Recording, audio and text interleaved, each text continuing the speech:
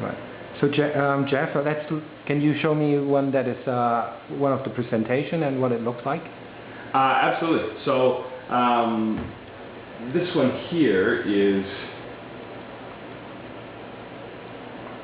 So this is an example of a presentation. Actually, you know, I'll do Kempton. I'll show you another one here. That wasn't the one I wanted to show you.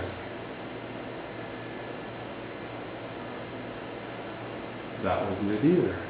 This is the one. Aha! So we're doing it live. Yeah, that's right. On the fly. So it's actually going through the Akamai network, and it doesn't look at your own local server.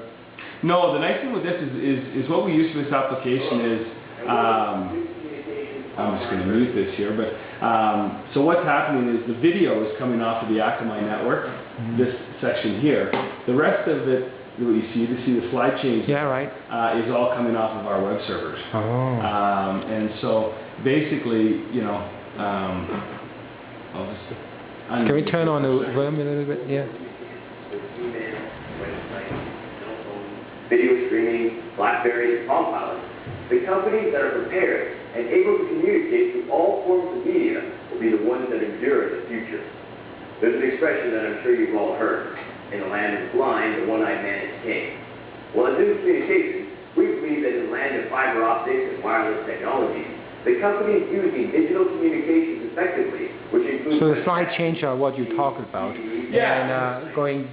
Yeah. So those slide changes, what you also have here is the table of contents. So this is a 15-minute presentation. If I want to jump into the 3-minute mark, I just hit onto the table of contents, and it jumps to that slide, and it jumps to that section of the video, so that you know, if you have an hour-long presentation, people can jump into specific sections. So. Right here, I'll jump into the... Let's do some jumping. corporate video, so the right. 8-minute mark. You see the corporate video PowerPoint slide comes up, it rebuffers the video, and there the video starts to play back at that section. So... and the slides synchronize. Yeah. So the slides are synchronized. You can also, over here, if you have a slide with a lot of detail, you can hit enlarge slide and it pops it up and you can see the detail. The question section is where people can just put in a question, and that's where I put in my email address. Right. That's where the question goes. How robust are the synchronization? This just pops up into my head. I remember watching a TD Bank quarterly presentations a while back, and sometimes when the video plays, the slide just stopped working and stopped linking. Like, how robust is the slides linking mechanism? You know what? You're still going to run into some technical challenges with webcast. Live video webcast is still, you know, you're only as strong as your weakest point, and so a lot of the times when you're doing these events from a hotel conference room, you know, you only got a dedicated DSL line into that room, and that's what you're having to send out your video sync slides, your signal, everything out on. That can cause technical problems with live events. Archive though, you'll never have a problem, at least from our standpoint. Right, right. And you guys are, like the system, it works on archived webcasts. Yes. It doesn't work on live webcasts. Ours does work on live as well. Oh, yeah, we can do work on live or too? on demand. Yeah. Majority of the stuff we do is archived just because of the technical challenges with doing live events. But I mean, we absolutely will do live events if it's in a controlled environment and we're certain that we can provide a quality. And the slide synchronizations and all those can be provided too. Absolutely. It's just that, like you were saying, it really depends on where they're doing it and how fast the link up from that room to the outside world is. Yeah. If you got crappy internet connection, it's not going to work. Not going to work too well. Yeah. So this is so there's the presentation. The one of the things I'll show you here is we can also build in a web poll. If you want to build in a web poll into the application, you could do that.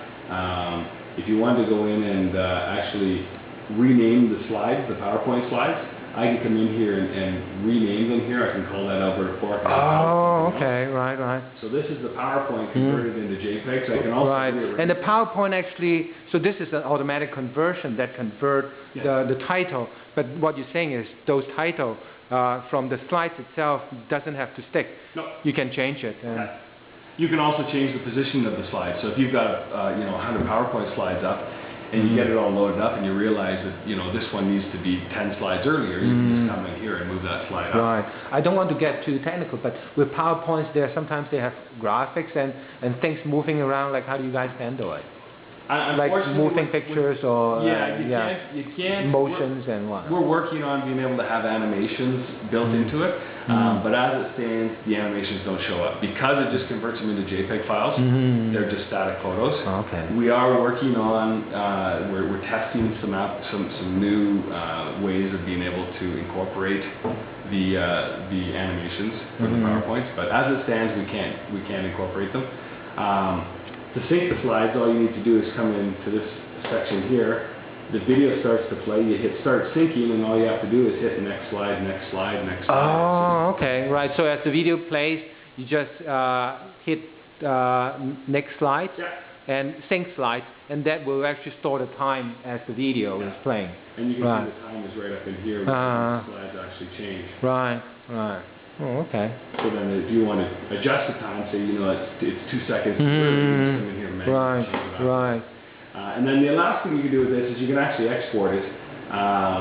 You can export it out onto your desktop, so the whole player, the video, everything go onto your desktop, and then you can burn it to a CD. And okay. Right. So it doesn't have to always play on the web. It gives you the functionality to actually make a CD out of it. Yep. And Absolutely. All right. Well, thanks a lot, Jeff, for the technical stuff. And now I'm going to ask you about the business. Perfect.